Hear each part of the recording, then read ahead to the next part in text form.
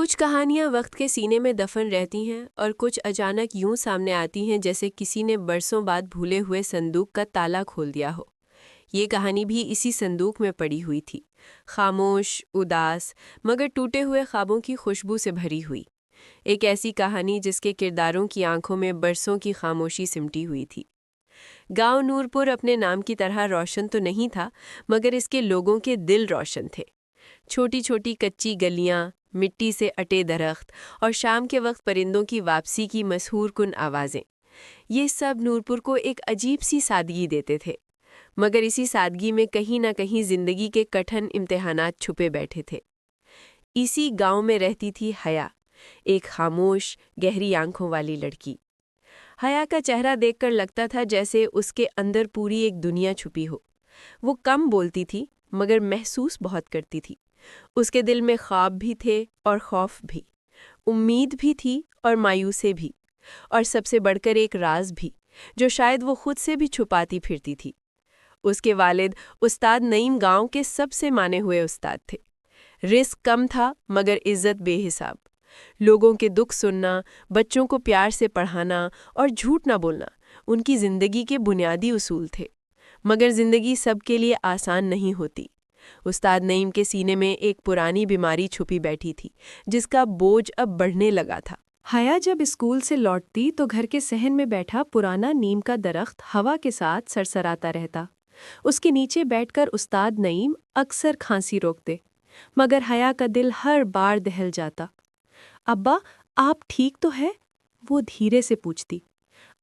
ہاں بیٹا، یہ پرانی کھانسی ہے، گزر جائے گی، وہ ہمیشہ مسکرا کر کہتے۔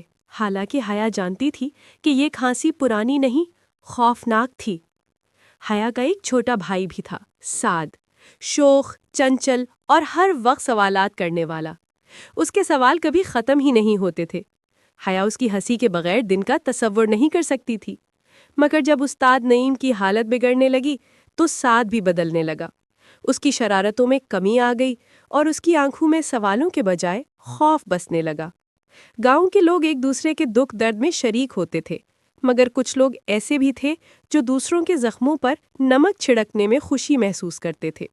ان میں سے ایک تھی سمرا بیگم، گاؤں کی سب سے تیز زبان رکھنے والی عورت۔ اسے دوسرے لوگوں کی زندگی میں جھانکنے کا شوق تھا۔ جہاں کوئی مسئلہ ہوتا، سمرا بیگم وہاں نمک مرچ لگا کر کہانی کو اور بڑا کر دیتی۔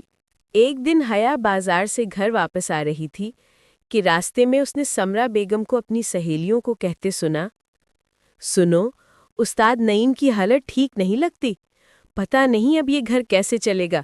بیٹی تو خوبصورت ہے مگر خیر، اللہ خیر کرے۔ حیا کے قدم رک گئے۔ اس نے پہلی بار کسی کو اپنے گھر کی غربت کا ذکر کرتے سنا تھا۔ اس کے دل میں جیسے کسی نے چاقو گھونپ دیا ہو، مگر وہ خاموش رہی، ہمیشہ کی طرح۔ گھر پہنچی تو دیکھا کہ سعد پریشان بیٹھا رو رہا تھا۔ کیا ہوا سعد؟ حیا نے گھبرا کر پوچھا۔ ابو پھر بہت زور سے کھانس رہے تھے، میں ڈر گیا باجی۔ حیا فوراً اندر بھاگی۔ استاد نعیم واقعی زمین پر بیٹھے کھانس رہے تھے۔ ان کا چہرہ زرد ہو چکا تھا اور ہاتھ کانپ رہے تھے۔ ابا، خدا کے لیے آپ ہاسپٹل چلیں۔ مگر وہ ہمیشہ کی طرح مسکرا دیے۔ میں ٹھیک ہوں بیٹا، اور وہ مسکراہٹ حیا کی روح چیر دیتی تھی۔ اسی رات جب حیا نیند میں جانے ہی والی تھی، اسے باہر صحن سے کسی کے قدموں کی آہٹ سنائی دی۔ وہ دبے پاؤں باہر نکلی تو دیکھا کہ استاد نعیم آسمان کی طرف دیکھ کر خاموشی سے آنسو بہا رہے تھے۔ ابا، آپ روتے کیوں ہیں؟ وہ چونک گئے، پھر آنکھیں صاف کرتے ہوئے بولے، بس یوں ہی کبھی کبھی دل بھر جاتا ہے بیٹا۔ مگر حیا جانتی تھی یہ یوں ہی نہیں تھا، یہ آنے والے طوفان کی آہٹ تھی۔ اسی ہفتے گاؤں میں ایک نئی خبر پھیل گئی، خبر ایسی کہ جس نے پورے گاؤں کو ہلا کر رکھ دیا۔ گاؤں کے سب سے امیر شخص ملک فرید واپس آ رہے تھے برسوں بعد، اور ان کے ساتھ ان کا بیٹا ایان فرید بھی تھا۔ ایان وہ نام جسے سن کر کئی لڑکیوں کے دل دھڑک اٹھے، کیونکہ سنا تھا کہ وہ تعلیم کے لیے شہر گیا تھا اور اب بزنس کی دنیا میں تیزی سے ترقی کر رہا تھا، خوبصورت، پڑھے لکھے اور مالدار۔ مگر حیا کو ان باتوں سے کیا؟ اس کی زندگی تو اس ایک بیماری کے گرد گھوم رہی تھی جو اس کے گھر کو کھوکھلا کر رہی تھی۔ لیکن قسمت ہمیشہ سادہ راستے نہیں بناتی، وہ کبھی کبھی ایسے موڑ بنا دیتی ہے جن پر انسان خود کو پہچان نہیں پاتا۔ ایان فرید کی واپسی اسی موڑ کی ابتدا تھی، وہ واپسی جو حیا کی زندگی کو بدلنے والی تھی، مگر کیسے؟ یہ تو ابھی کہانی کی شروعات تھی۔ ایان فرید کی واپسی نے پورے نورپور میں ایک ہلچل مچا دی تھی۔ گاؤں کی عورتیں باہر بیٹھ کر باتیں کرتی رہتیں، مرد چائے خانوں میں اس کی تعریفیں کرتے نہ تھکتی، اور لڑکیاں اس کے گزرنے کے راستے میں بہانے سے گھومتی رہتیں۔ سب کے دلوں میں ایک ہی تجسس تھا، ایان اب کیسا ہوگا؟ لیکن حیا، وہ ہمیشہ کی طرح خاموش تھی۔ اس کے دل میں گاؤں کے امیر لوگوں کے لیے کبھی کوئی خاص کشش نہیں رہی تھی۔ اس کے نزدیک دولت نہیں، دل کی امیری اہم تھی، اور اس وقت اس کی زندگی کا سب سے بڑا مسئلہ ایک لا علاج بیماری تھی جس سے اس کے ابا ہر روز لڑ رہے تھے۔ پھر بھی قسمت عجیب ہوتی ہے، وہ جن لوگوں کو کبھی زندگی کا حصہ نہیں سمجھتے، وہی لوگ اچانک راستے میں کھڑے مل جاتے ہیں۔ اگلے دن اسکول میں ہلچل تھی، سب بچے لائن میں کھڑے تھے کیونکہ ایان اور اس کے والد اسکول کے لیے چندہ دینے آئے تھے۔ استاد نعیم اس دن کچھ بہتر محسوس کر رہے تھے اور اسکول گئے تھے۔ حیا ہمیشہ کی طرح کلاس میں بچوں کو لکھنا سکھا رہی تھی۔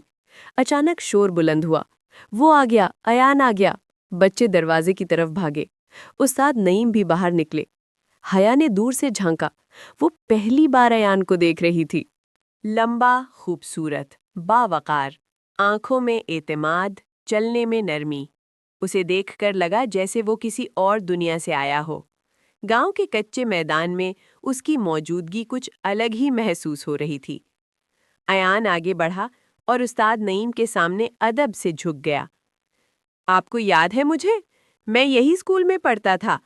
آپ نے ہی تو مجھے پہلا حروف تہجی لکھنا سکھایا تھا۔ استاد نعیم کی آنکھوں میں بے اختیار نمی اتر آئی۔ ہاں بیٹا، یاد ہے، بہت اچھی طرح یاد ہے۔ اللہ نے تمہیں جہاں بھی رکھا ہے خوش رکھا ہے۔ حیا نے پہلی بار اپنے ابا کے چہرے پر وہ فخر دیکھا جو اب کم کم نظر آتا تھا۔ ایان بچوں میں گھوم رہا تھا جب اس نے ایک کونے میں کھڑی حیا کو دیکھا۔ وہ لمحہ دونوں کے لیے عجیب تھا۔ ایان رک گیا اور حیا نظریں جھکا گئی۔ اچانک استاد نعیم کھانسی سے لڑکھڑا گئے۔ ابا! حیا بھاگتی ہوئی آئی۔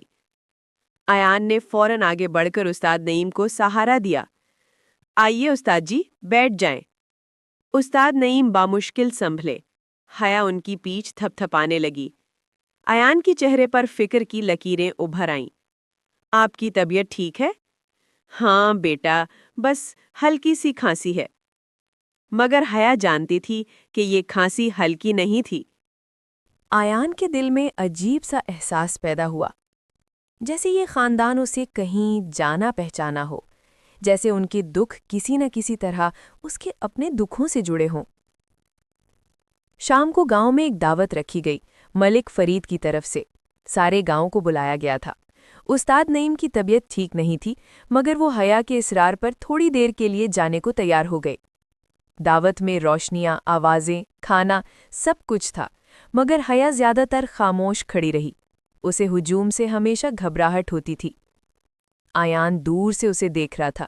وہ حیران تھا کہ گاؤں کی اتنی ساری لڑکیوں کے بیچ وہ صرف اسی ایک لڑکی پر کیوں رک گیا تھا۔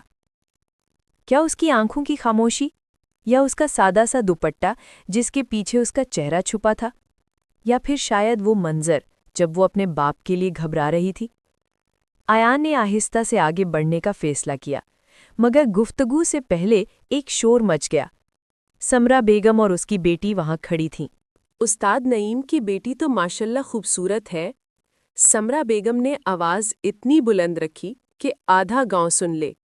لیکن کیا فائدہ، بیچاریوں کے پاس کچھ بھی تو نہیں۔ حیا کے قدم رک گئے، ایان کے چہرے پر ناگواری ابھری۔ استاد نعیم نے سن تو لیا تھا، مگر وہ خاموش رہے۔ حیا کے دل میں زخم اتر گیا، وہ فوراً وہاں سے ہٹ گئی۔ ایان بے اختیار اس کے پیچھے گیا۔ آپ روئی ہیں؟ حیا چونک گئی، وہ تیزی سے آنسو صاف کرنے لگی۔ نہیں، میں ٹھیک ہوں۔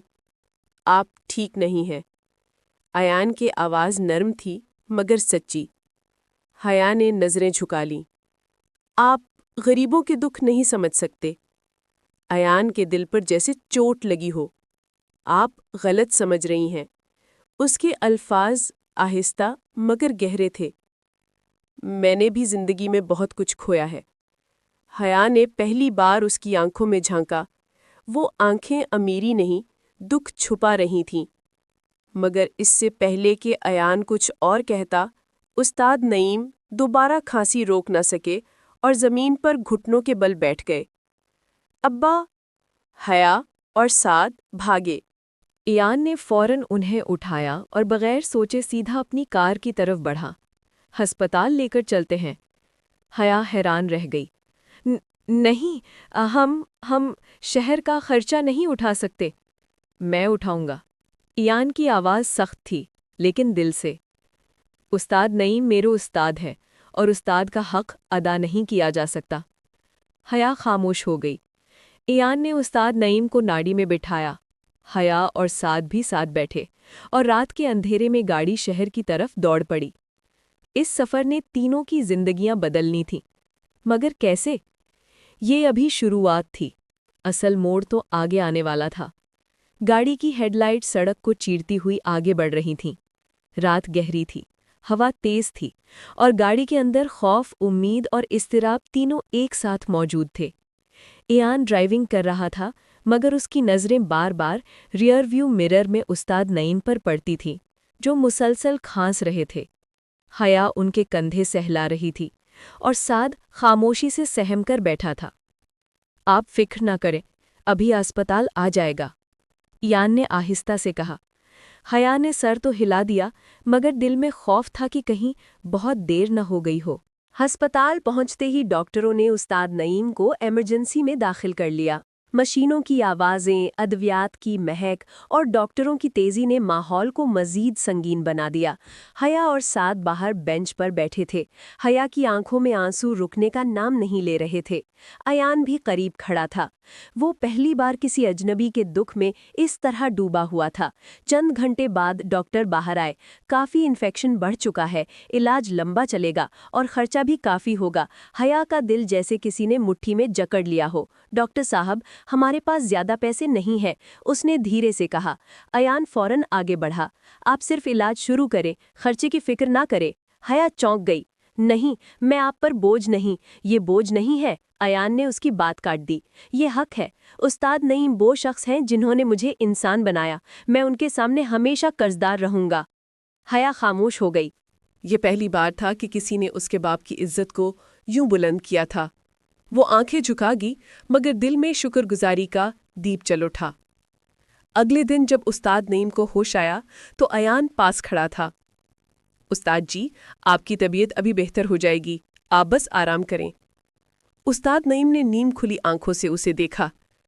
پیسہ بہت لگے گا بیٹا، آپ اس کی فکر نہ کریں۔ ایان کے لہجے میں حتمی ضبط تھا۔ مگر بیٹا، استاد کا قرض کبھی ادا نہیں ہو سکتا، ایان نے نرم مگر مضبوط آواز میں کہا۔ استاد نعیم کی آنکھیں نم ہو گئیں۔ اللہ تمہیں خوش رکھے بیٹا۔ حیا خاموشی سے یہ منظر دیکھ رہی تھی، اور نہ جانے کیوں اس کے دل میں ایک عجیب سا سکون اتر آیا تھا۔ اگلے دنوں میں ایان بار بار ہسپتال آتا رہا، ڈاکٹر سے بات کرتا، دوائیاں لاتا، بل ادا کرتا اور پھر حیا اور سعد کو ہمت دیتا۔ حیا اس کی موجودگی سے خود کو محفوظ محسوس کرنے لگی تھی، مگر وہ اس احساس کو قبول نہیں کر رہی تھی، کیونکہ وہ جانتی تھی وہ دونوں ایک ہی دنیا کے نہیں تھے۔ ایک امیر، ایک غریب، ایک اونچے بنگلے سے، ایک ٹوٹے ہوئے کچے گھر سے۔ حیا نے دل میں فیصلہ کر لیا تھا کہ وہ جذبات کو حد سے آگے نہیں جانے دے گی، لیکن جذبات فیصلوں کے پابند نہیں ہوتے۔ ایک دن سعد بھاگتا ہوا آیا۔ باجی، آپ جلدی آئیں۔ حیا ڈر گئی۔ کیا ہوا؟ ایان بھائی کو چوٹ لگی ہے۔ حیا کے قدم رک گئے۔ وہ بھاگتی ہوئی وارڈ کے باہر پہنچی تو دیکھا ایان کے ہاتھ سے خون بہہ رہا تھا۔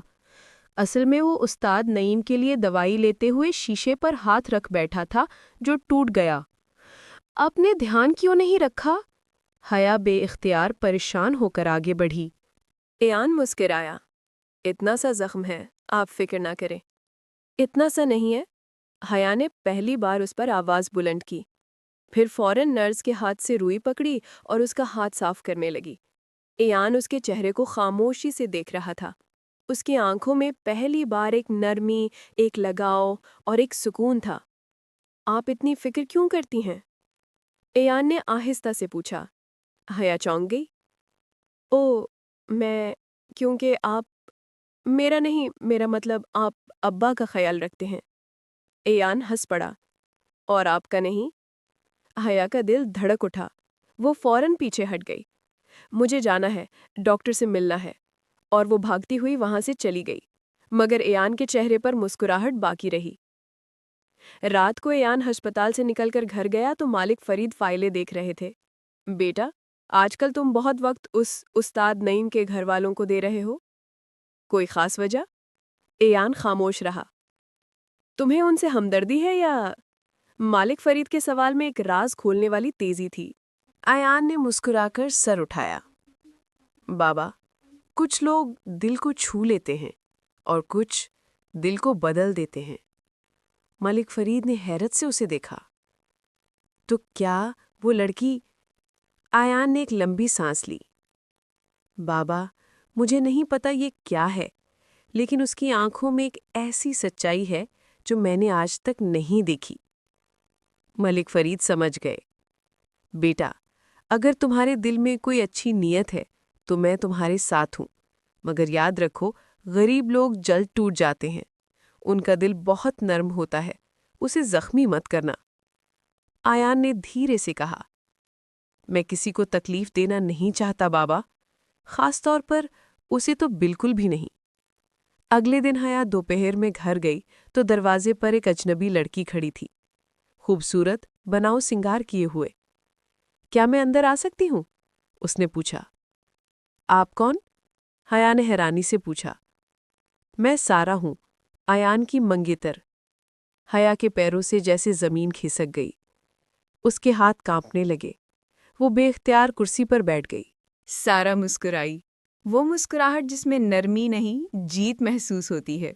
میں بس آپ کو یہ بتانے آئی ہوں کہ ایان کسی اور کا ہے، اس لیے آپ لوگ اپنی حد میں رہیں۔ حیا کے دل میں جیسے کسی نے چھری گھونپ دی ہو، یعنی جو وہ محسوس کرنے لگی تھی وہ محض ایک غلط فہمی تھی، وہ ایک پل میں ٹوٹ گئی۔ سارا نے آخری وار کیا، ایان کی زندگی میں آپ جیسے لوگوں کے لیے جگہ نہیں ہوتی، یہ حقیقت سمجھ لو۔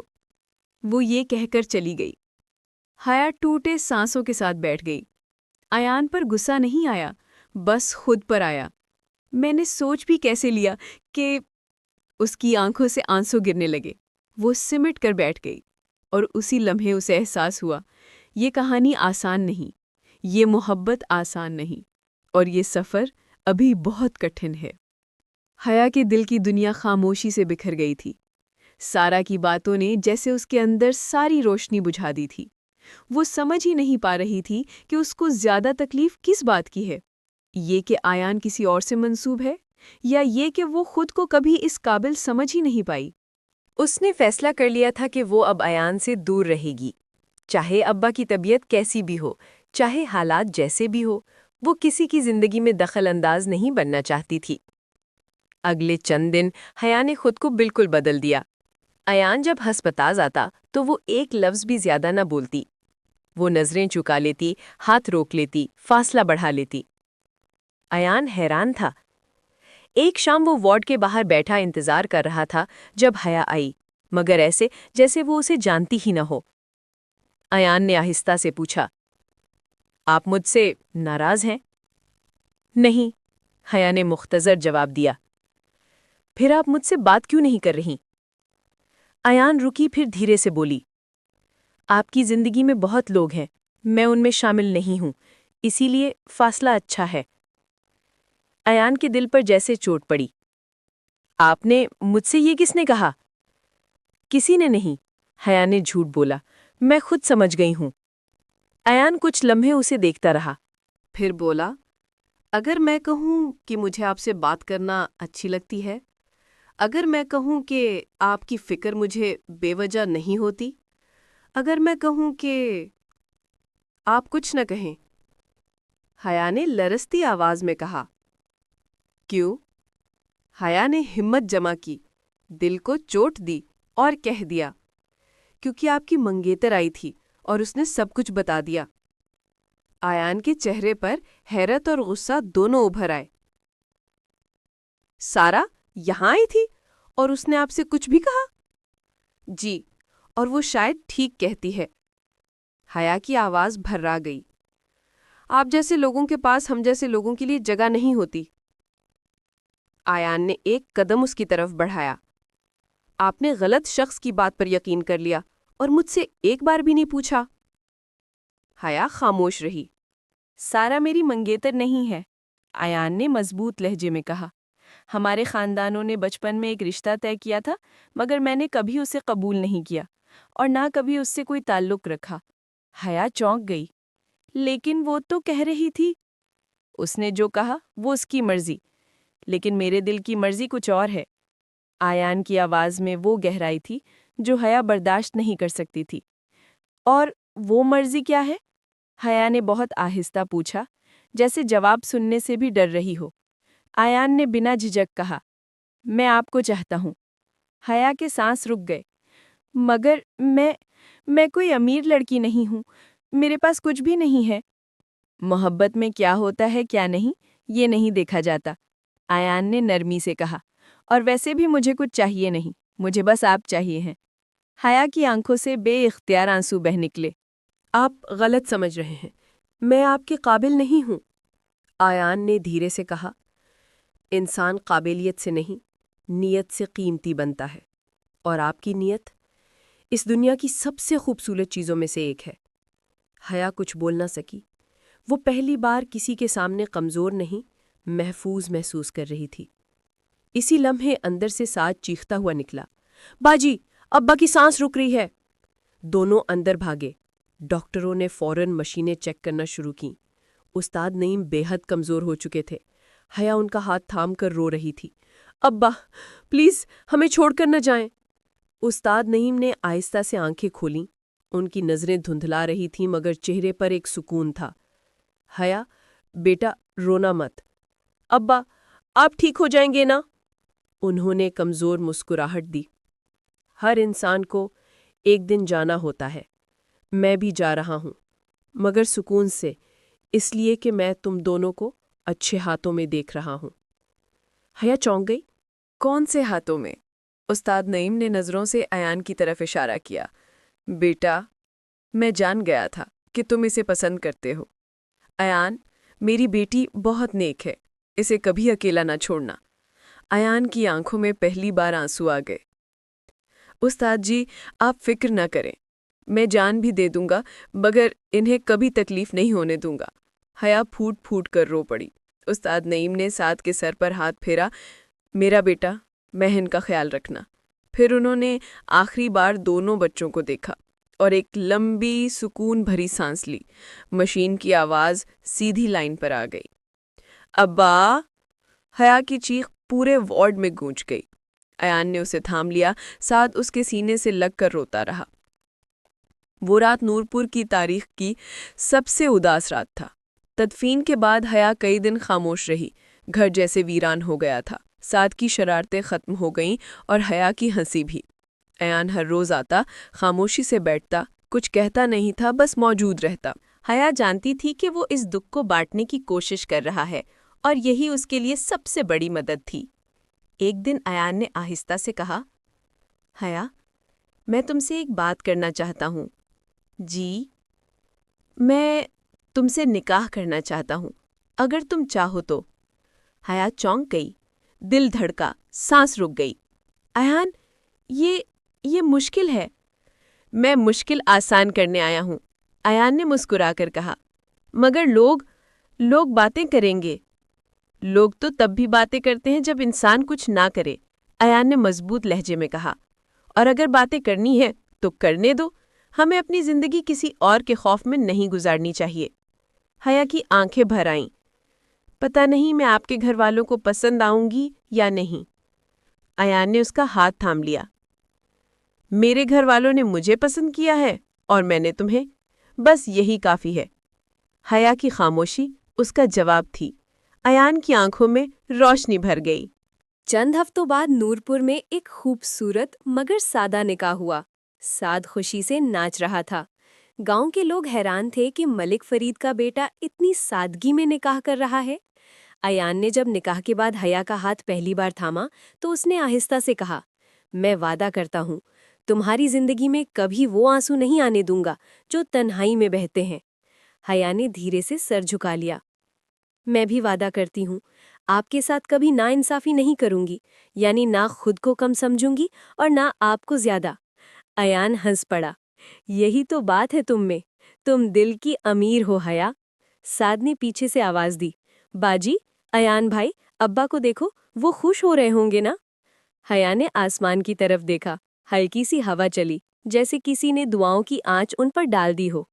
حیا کی آنکھیں نم ہو گئیں، مگر یہ آنسو خوشی کے تھے۔ ہاں سعد، ابا بہت خوش ہوں گے۔